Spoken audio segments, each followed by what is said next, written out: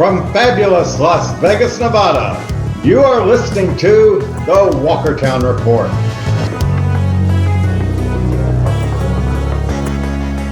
Thank you for watching the Walkertown Report.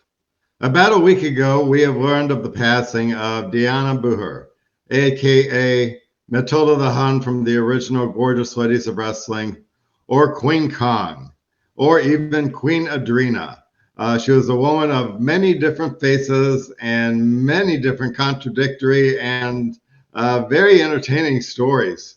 And I want to highlight this book that she wrote, Glamazon Queen Kong, because I don't know how long this book is going to have on the shelves. And by shelves, of course, I mean that in a virtual metaphorical sense, because you can get this book at Amazon.com. And I have no idea how it's being processed anymore or who's handling the affairs and all. But while the book's available, you might want to get a copy of it, because I have noticed since her passing, some people writing various things about Matilda the Hun and being challenged, like some things might have really happened and other things may not have actually happened.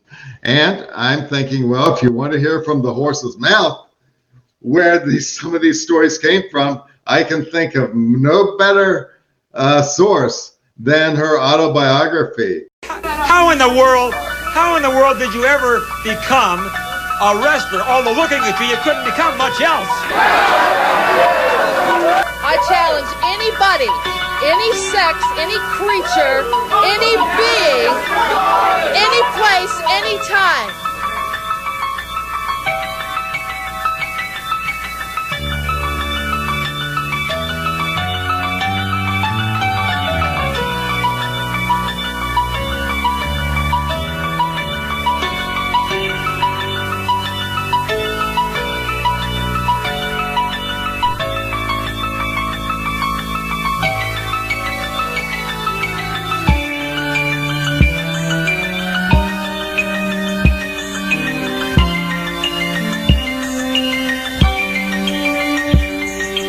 My involvement in this, I actually helped her put this book together and do some light editing for this book. And what happened was I had made a movie called Wrestling Then and Now with Evan Ginsberg, who has since gone on to become the associate producer of The Wrestler. I went to New York City and stayed with Evan for a while in Queens and shot Wrestling Then and Now. And it's available on Amazon.com. But at the time, I had to sell these things personally. This was back during the days when I had to have a post office box. In this case, it was a post office box in Seal Beach, California, where Queen Kong also had her post office box. And she was cruising around on the web because she was writing her book and she wanted somebody to help put everything together. And she came across Wrestling Then and Now, which in order to order it, you had to order it through a Seal Beach post office box.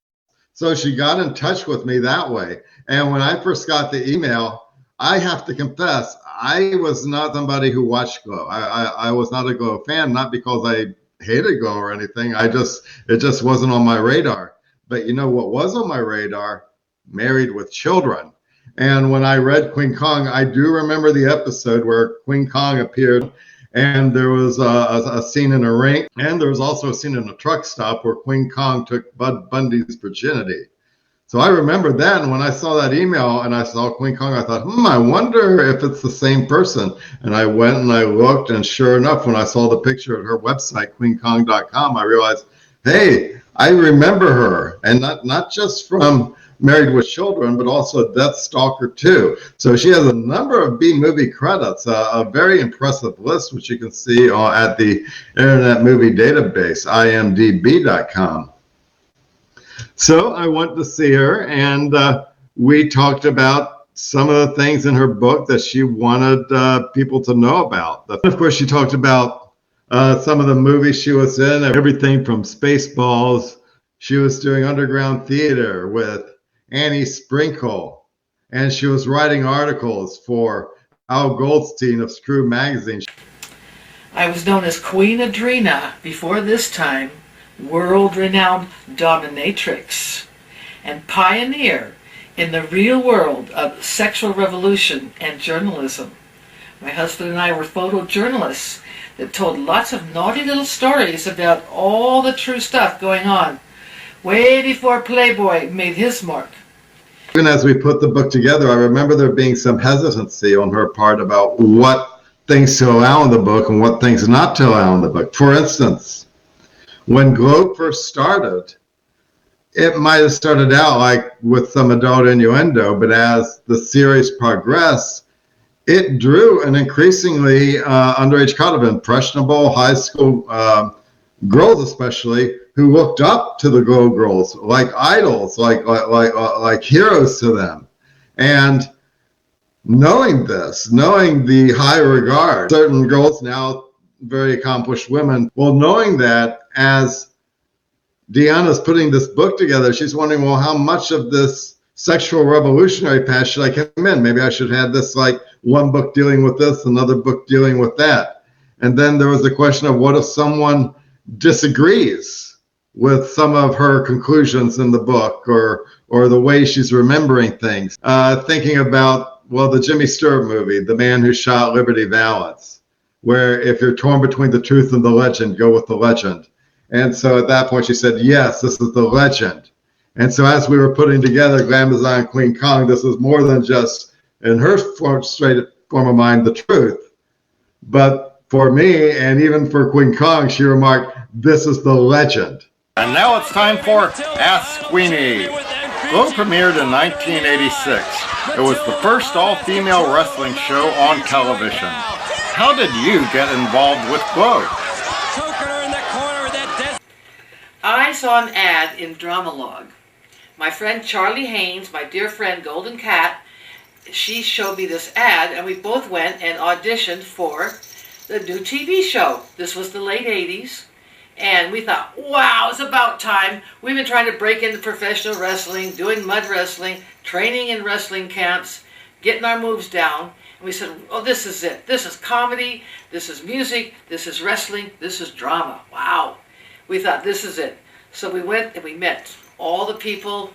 We met Matt Simber first, and then David McLean, and then we created a pilot with 10 original girls, and then we got 26 girls, and then Glow lasted for 4 years on the airwaves. It was a phenomenal show. I wrestled all over the world, and now I will win this match. I will show who is the only giant in the ring. Isn't that right, Fritz? From the Riviera Hotel in the entertainment capital of the world, Las Vegas, Nevada, David McLean Enterprises and the Independent Network present the fun, action-packed show, Glow! Matilda is nasty, violent, and ugly, and those are her good points. And you can see some of the videos that we have put together that are still on the web. Welcome to the new QueenKong.com website. This site is especially for you, dear fan and devotee of strong women, strong, beautiful women of all sizes, shapes, and races. As the Glow show was, this website is devoted to all wonderful women doing wonderful things. Mud wrestling, professional wrestling, oil wrestling, beating up men. We did a number of videos just for promoting her book. But the most exciting thing at this moment is my autobiography, Glamazon Queen Kong, My Life of Glitter, Guts, and Glory. I really need your help. I want you to reserve your preview copy now. The date of the final publishing is mid-March. So with your purchase of this book, of my book, you'll receive a 260-page, 6x9 book, good quality. I've been all over the world as a professional wrestler, and a mud wrestler, and a roller derby queen, actress, you name it, I've done it. He was good friends with British millionaire David Sullivan, who produced this movie, Hellcat Mud Wrestlers. Welcome, ladies and gentlemen, to the Hellcat Mud Wrestling World Championship. in which the celebrated and legendary Queen Kong to fight the World Championship against Miss Sadistic Sadie and Miss Deathwish. Kong, are you the greatest? I am the greatest. I'm number one. There is no other. I'm infinite. Can't you tell? Are you really the world champion? The absolute world champion in professional wrestling, mud wrestling, oil wrestling, whipped cream wrestling, any sport you name, I'm number one. Hal, tell me more about the legendary Amazonian Queen Kong. How does Queen Kong keep fit? How does she keep fit? First of all, she don't eat any cooked meat. She eats raw meat, raw steak. This gives her the energy. She likes the taste of that blood. You remember the saying, fee, fi, fo, fum, I'll find the blood of an Englishman? Well, it's a woman this time, and I'm going to grind her, make her powder, and I'm going to stomp on her, and I'm going to break her apart. She fights, she likes to make blood, and when she eats, she likes to taste blood. What about men? Do you love wrestling men? I adore wrestling men. I wrestled Doug Fance of the LA Rams. He's 6'5", 280 pounds, and I pinned him also. But my favorite opponent was the Bear. Tell me, how big was he? 750 pounds, 7 foot tall, and I pinned him. The last time we actually worked together was when she did the Dog Wedding, which is now available on Amazon.Prime, and that one stars the wrestler Matt Boom. And that one, she pretty much plays herself, and she's the founder of the Queen Kong Dog Church of America, and she officiates dog weddings.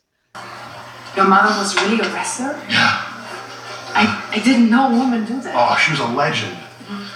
She toured, she trained, she taught me everything I know. She made all our costumes. I miss her. Sounds like a special woman. She was. Personal note, the things that I came out of those 3 years of working alongside Queen Kong, things that I probably wouldn't have done had I not have met her was, number one, I read Stranger in a Strange Land by Robert Heinlein. She really thought very highly of that book. And then number two, I read The 4 Agreements, which I found to be 4 great suggestions for getting through life. Don't take anything personally. Be specific with your word.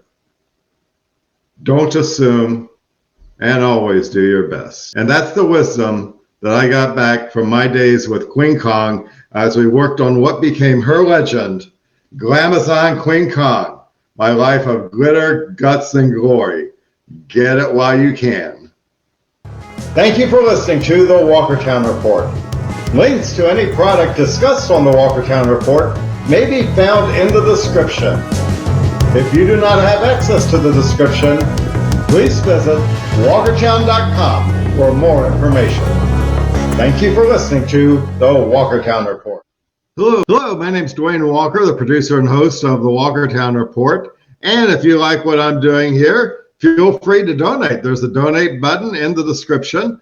And if you'd like something a little bit more tangible, I have your copy of Bad Decisions Make Great Stories, which is actually my private journal, a personal memoir filled with blank pages for you to write your bad decisions.